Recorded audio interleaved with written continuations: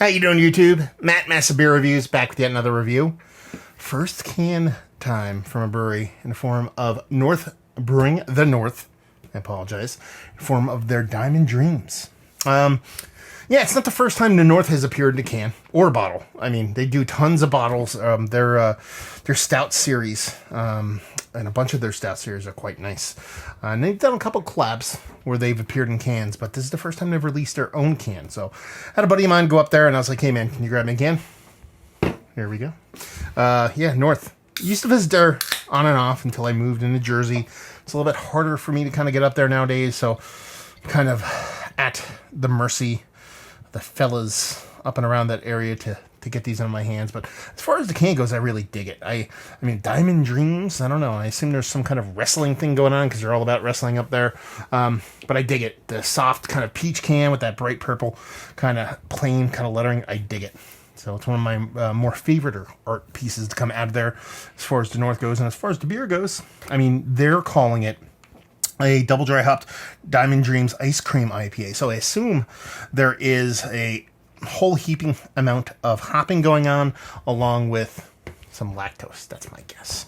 And it looks the part. I mean, it's not the most hefty, kind of fluffy, creamy beer in the history of mankind. It looks the part of a hazy and a little bit of a tight head. So, yeah, let's see if we get a nose.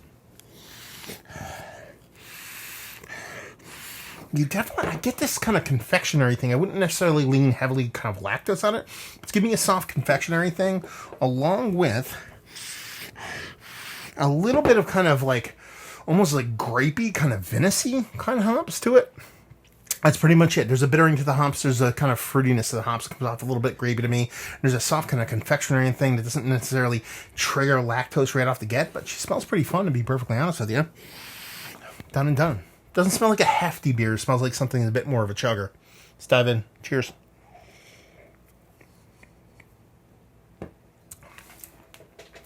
Yeah, I mean, she's more of that crisp, kind of slightly crystal malt forward kind of IPA. I mean, what's the ABV on this? 87? Drinks like a 7% IPA.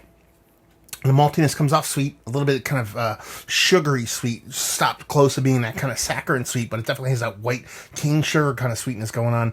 You definitely get a bit of those kind of soft citrus, kind of apricot-y hops, but it's definitely, everything's leaning in that kind of sweetened, kind of white sugar kind of realm. Got a little bit of soft, again, it's more confectionery softness than the kind of straight up lactose.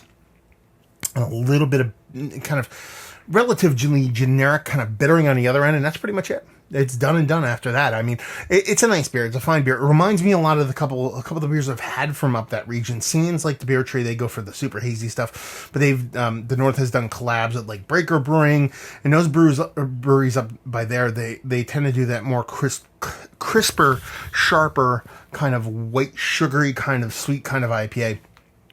And that's where this lands. So it's nice. The hops, it doesn't come off as like an uber over-the-top kind of double dry hopped kind of IPA, nor does it come off as like a ice cream kind of vibe to it either. You get a little bit of soft kind of confectionery vibe from it. You get a hop presence, but all of it doesn't have a huge calling guard to it. It drinks crisp. It drinks clean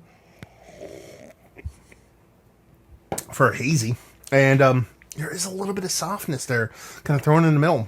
You get this nice soft bittering on it too, a bit of kind of now like a kind of citrus rindiness, and that's it. It's nice. It's a fine beer.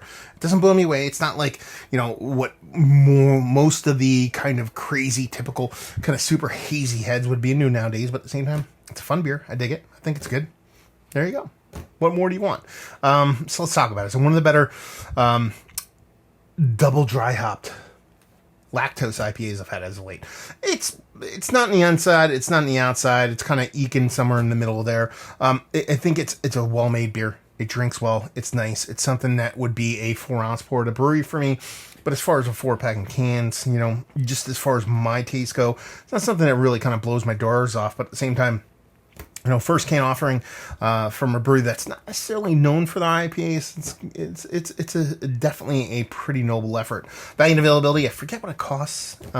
Brewery only, I assume, and leave you with if you like what we like this. If you like hazies, if you like a little bit of bittering, and you like a little bit of very, very soft, gentle lactose. And if you harken back to things I say a lot of times with the smaller breweries trying to do good, if you like breweries trying to do fun and interesting beers, That's what North does. They do really fun and interesting stuff, and they're venturing out. More of the stuff that they've left their brewery has been of the stout variety. Seeing the hops come out of there is pretty fun. So if you're digging on breweries that are doing fun things, definitely worth checking out, especially if you're up Binghamton Way. They're in Endicott, but that close. So there you go. Another review in the books. Hopefully you guys enjoyed it. Down there if you want to talk about it. Massive Beers if you want to check me out doing the social media stuff. Beer Massive. Want to check me out doing the whole podcasting thing. And hopefully you guys enjoyed the review.